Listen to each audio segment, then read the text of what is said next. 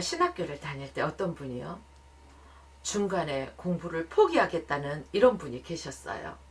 아니 왜 갑자기 잘하던 공부를 포기하려고 하나 물었어요. 그랬더니 아내가 미용실을 하는데 나는 도저히 목회자의 사모가 될 수 없어. 당신이 계속해서 신학 공부를 하고 목회의 길을 가기를 원해? 그렇다면 나와 이혼하고 하시라고. 아내를 설득해봤지만 안 되니까, 도저히 안 되겠다고, 나는 내 아내와 이혼할 수 없기 때문에 이 신학의 길을 포기할 수밖에 없어.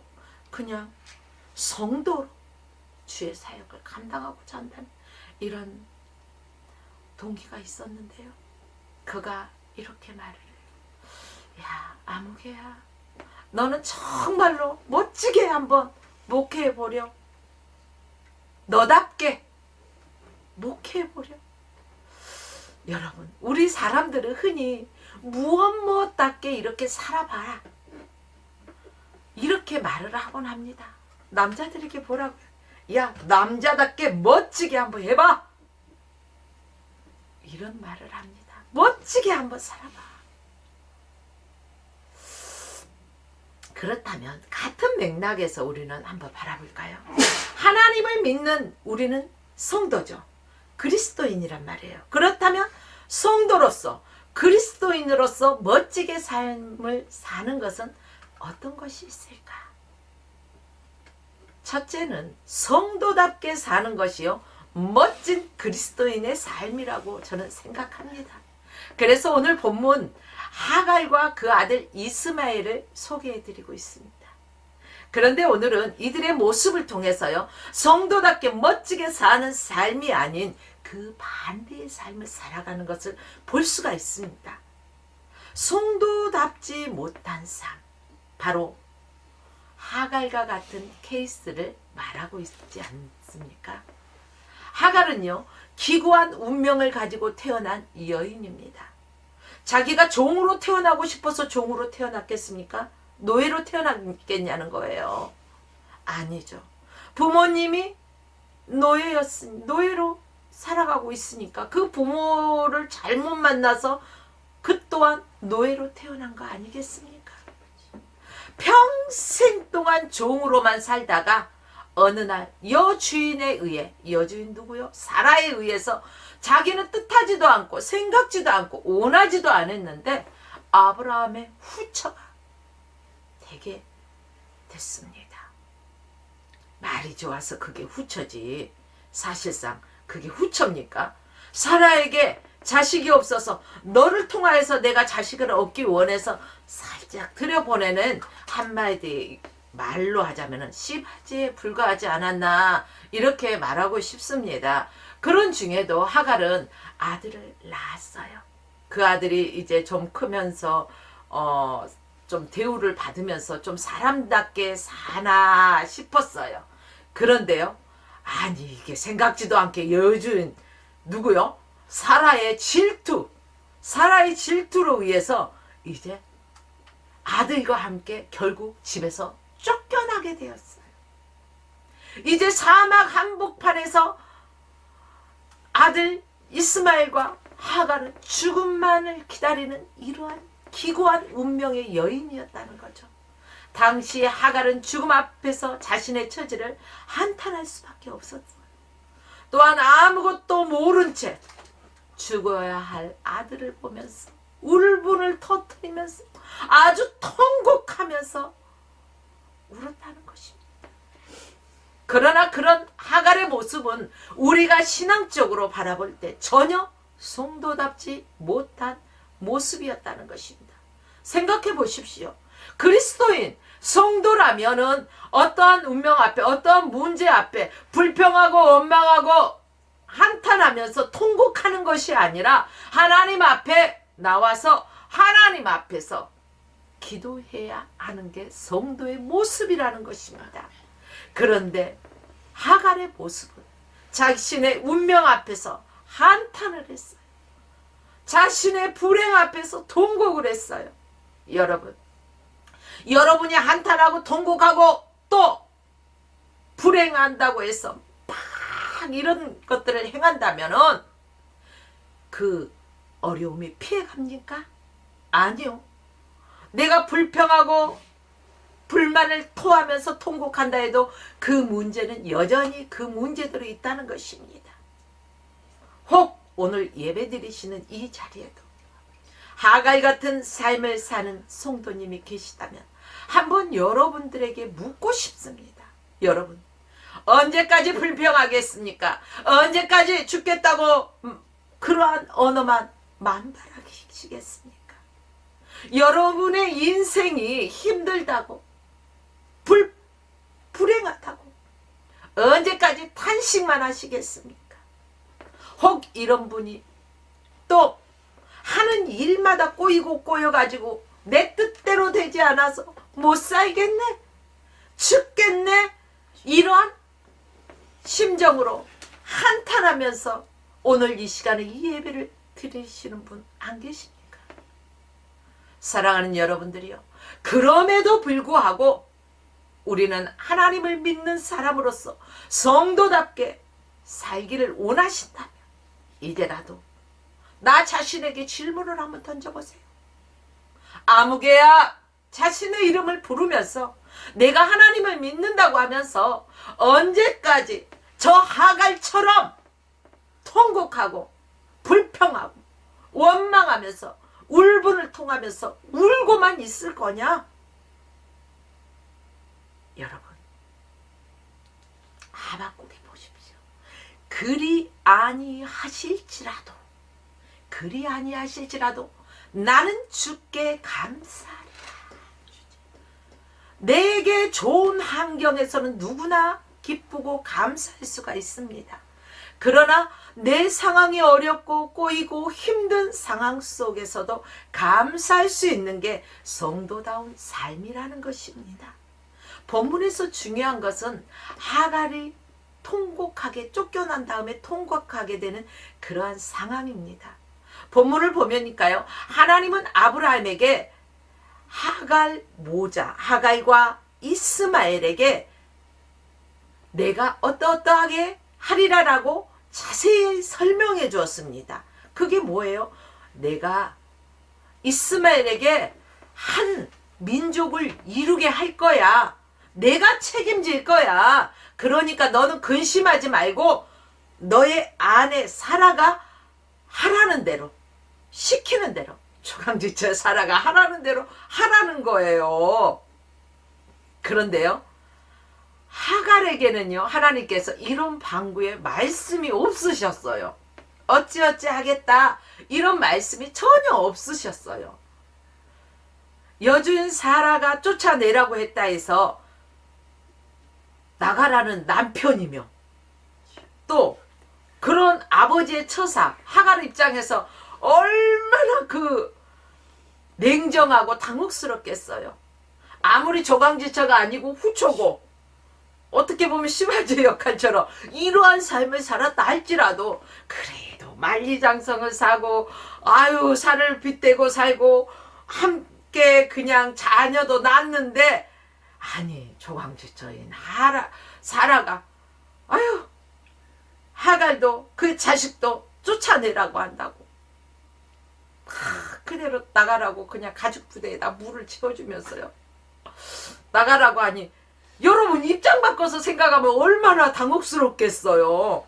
아니 내 아들이 이제 장성해서 정말로 그 이삭이 태어나기 전까지는 사랑을 받고 사니까 대접접 받고 살아보다 생각했는데 하루아침에 쫓겨나는 어떠한 대책도 없고 항변할 수도 없고 이러한 자신의 처지가 얼마나 괴롭고 정말로 견디기 힘들었을까.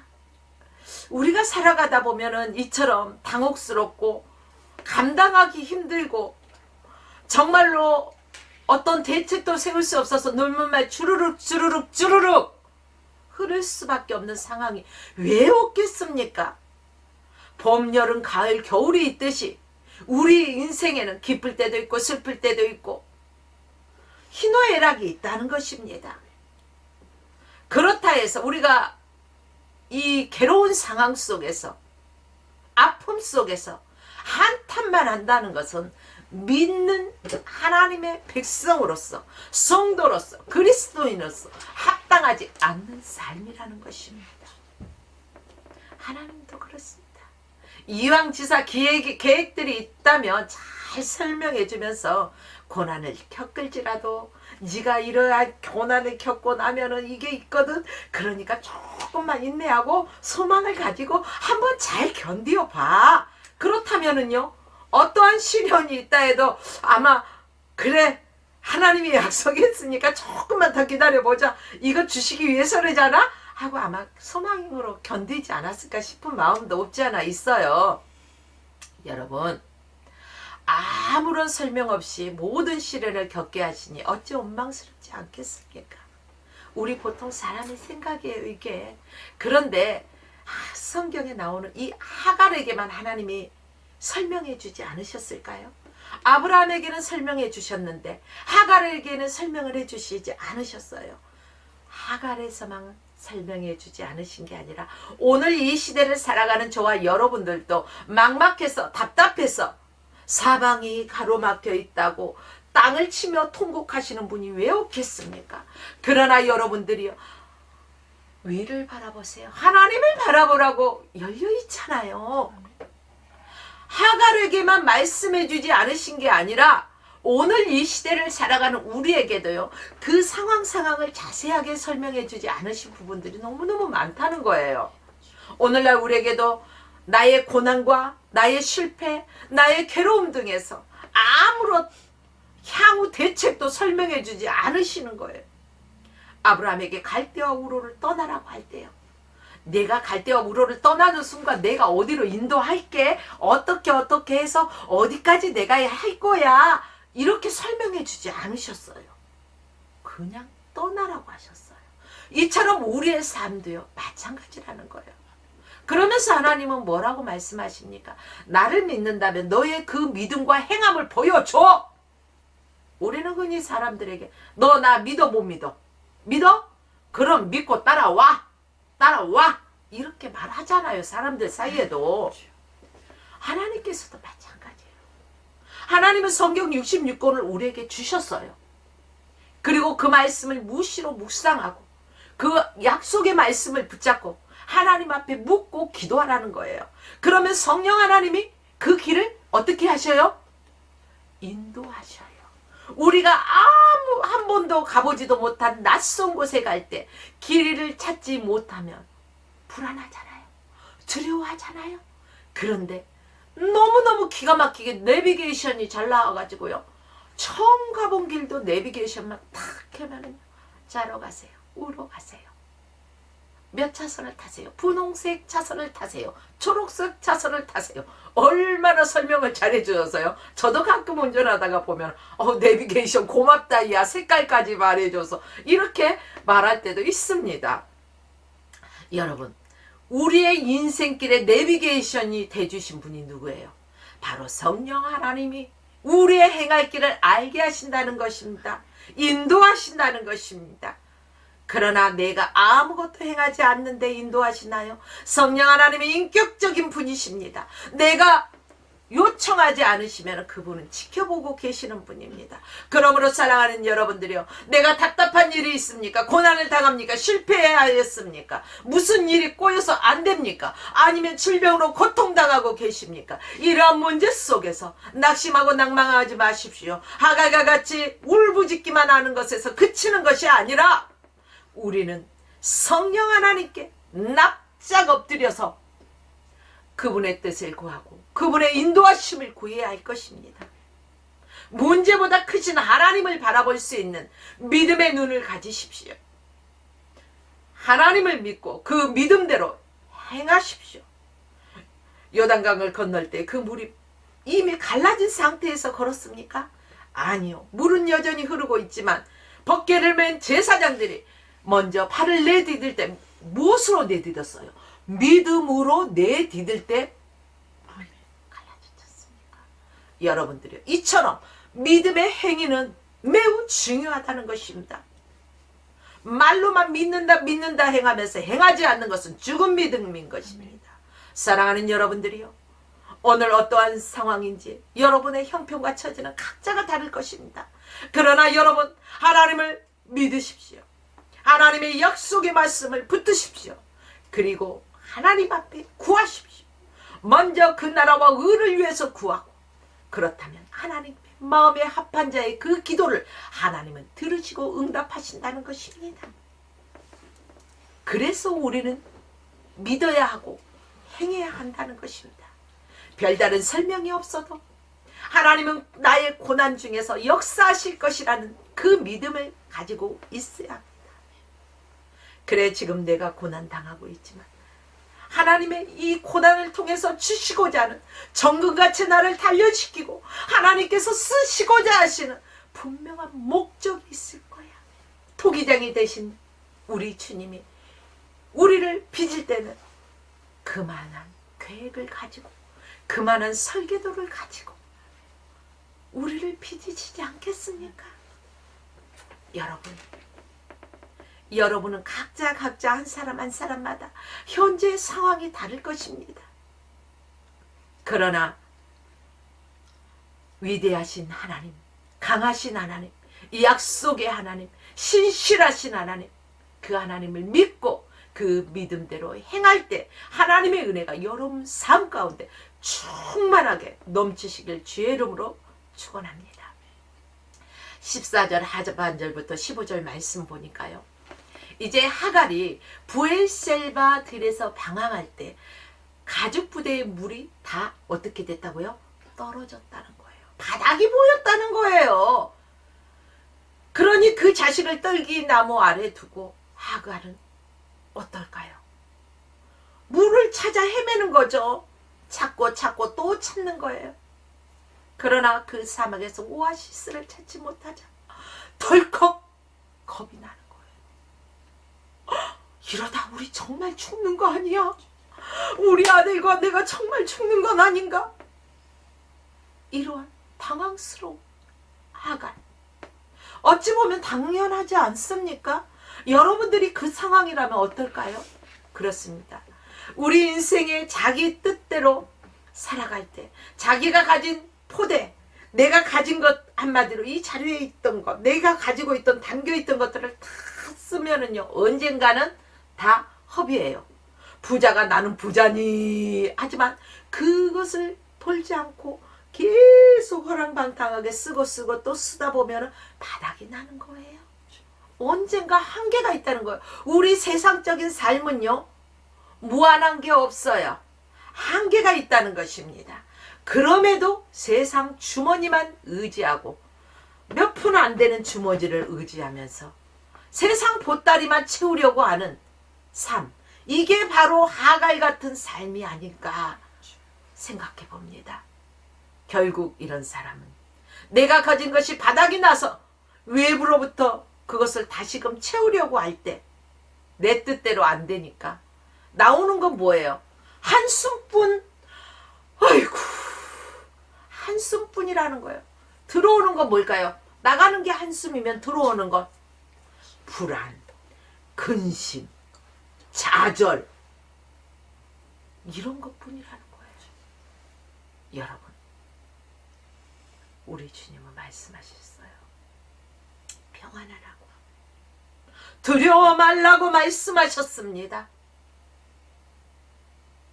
그러나 우리가 세상 것을 의지하다 보면 근심, 걱정, 불안뿐이라는 것입니다.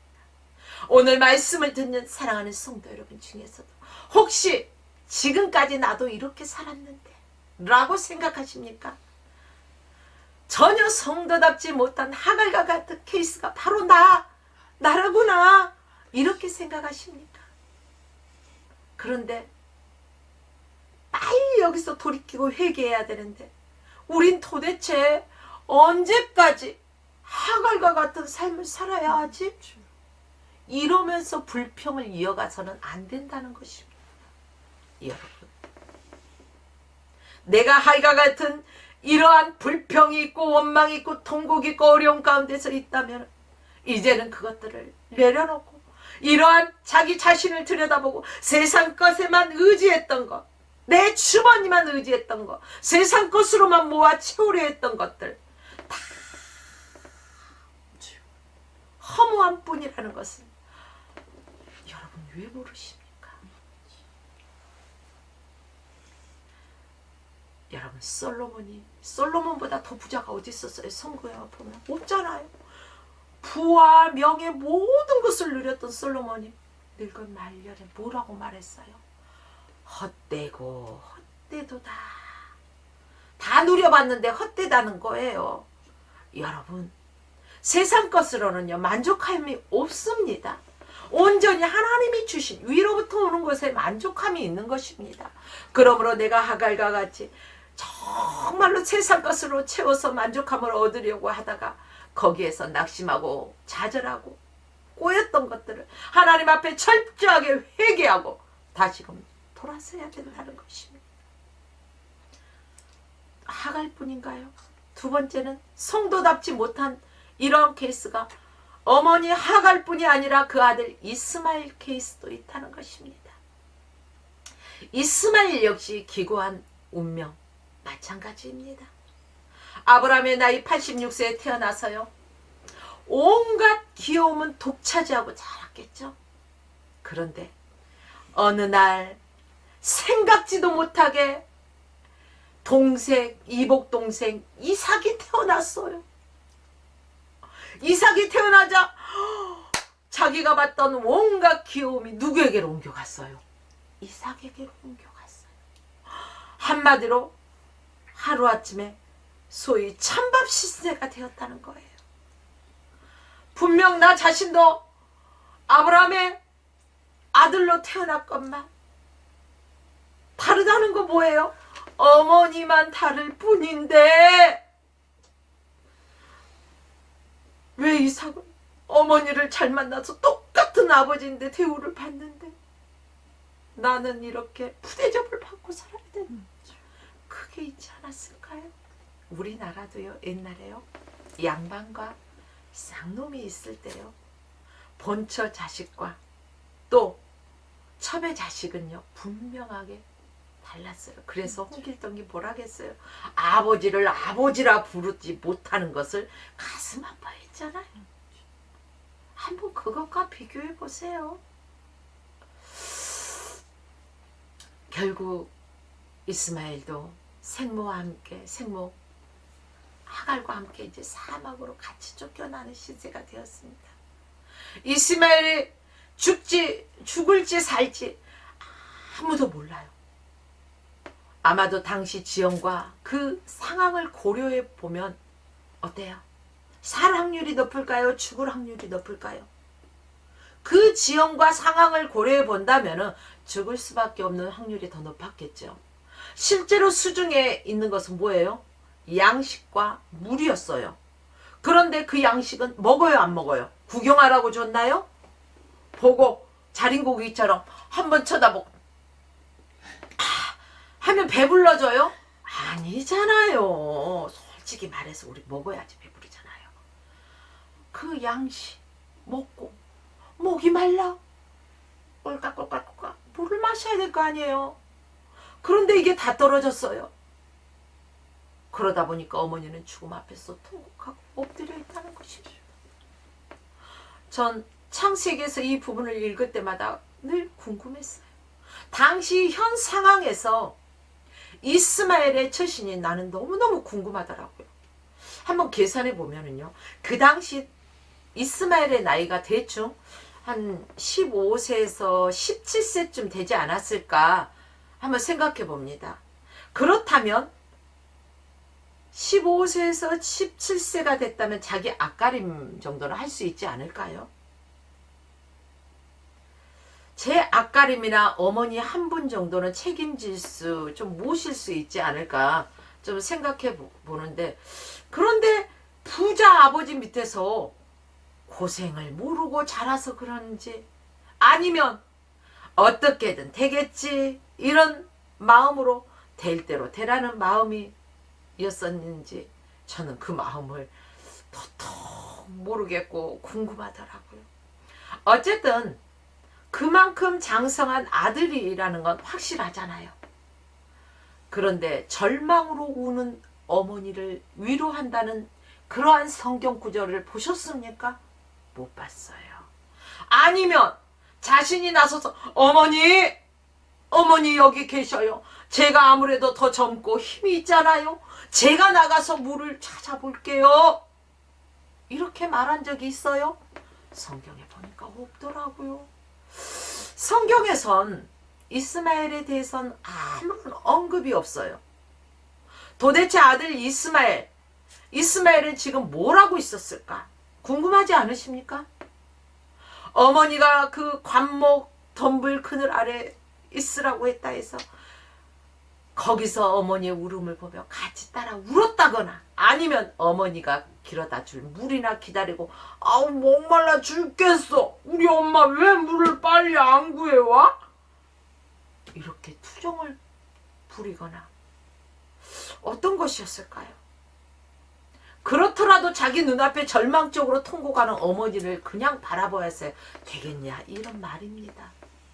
그야말로 당시 이스마엘은요, 구경꾼 이스마엘이었던 것 같아요. 그런데 오늘날에도 우리 주위엔 이런 이스마엘적인 성도가 의외로 많을까요? 없을까요? 많아요. 원한 대로 되지 않는다고 투정만 부리고 내 뜻대로 되지 않는다고 불평하고 원망하고 내 주변에 없는 것만 그렇게 찾고 또 아유 안 돼 아유 못해 왜 핑계만 대는 분명 내게 닥친 문제이고 내 불행임에도 불구하고 도무지 구경꾼에 불과한 사람. 이렇듯 인생을 구경꾼 성도로만 산다면 그건 성도답지 못한 삶이라는 것입니다.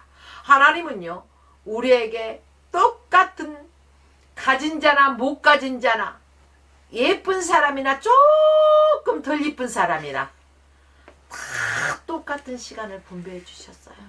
어떤 사람은요, 자기에게 주어진 시간을 어떤 환경에서 간에 긍정적으로 믿음의 눈으로 바라보고 정말 열심히 합니다.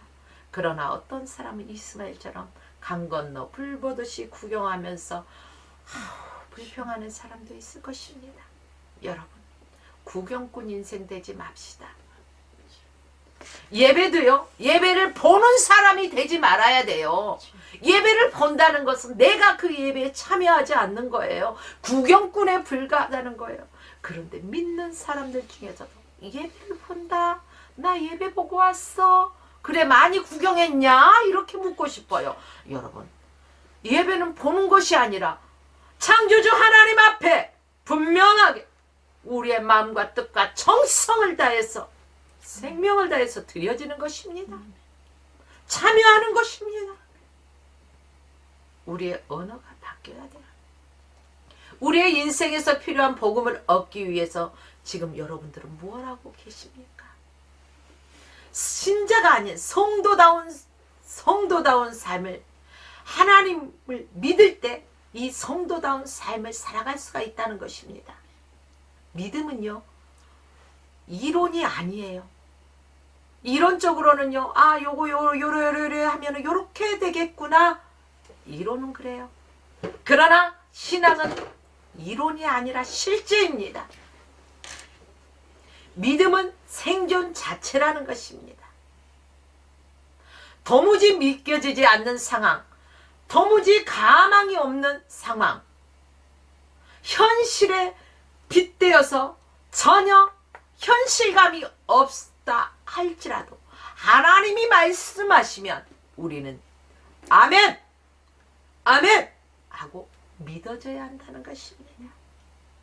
우리가 이렇게 믿어질 때 하나님의 역사가 일어나는 것이고, 우리가 아멘 하고 믿어질 때 하나님의 나를 축복하는 것입니다.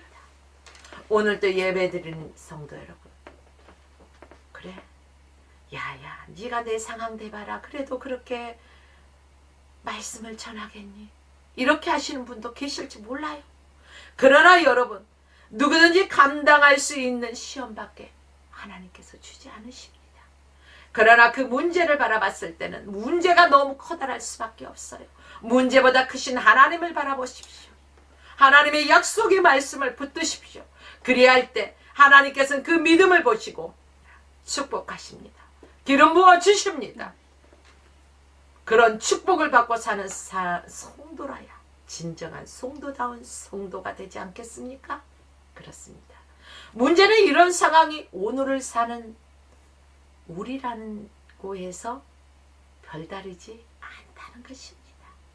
우리 역시 일이 터지고 나서야 울고 불고 이렇게 될 줄 몰랐죠요 이러는 거예요.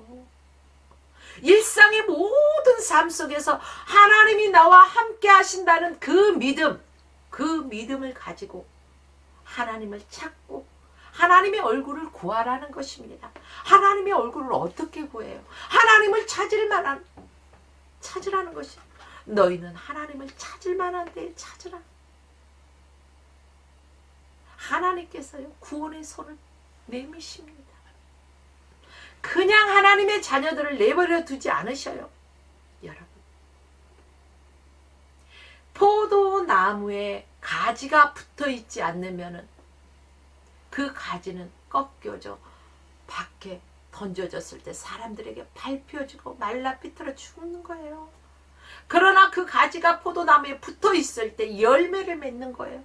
이와 마찬가지로 그리스도인이라면, 내가 성도라면 하나님께 붙어 있어야 된다는 거예요. 예수 그리스도께 밀착되어 있어야 돼요. 성령께서 나에게 늘 역사하셔야 되는 거예요. 거저되나요? 내가 가만히 있는데 되나요? 아닙니다. 우리 주님은 무엇이든지 예수 그리스도 이름으로 구하라고 말씀하고 있습니다. 예수 그리스도 이름으로. 예수 그리스도 이름에 힘이 있습니다. 예수 그리스도 이름에 능력이 있습니다. 예수 그리스도 이름에 권세가 있습니다. 그래서 예수 그리스도 이름을 우리에게 주셨습니다. 그 이름으로 구하라는 것입니다. 그 이름으로 두드리라는 것입니다. 그 이름으로 찾으라는 것입니다.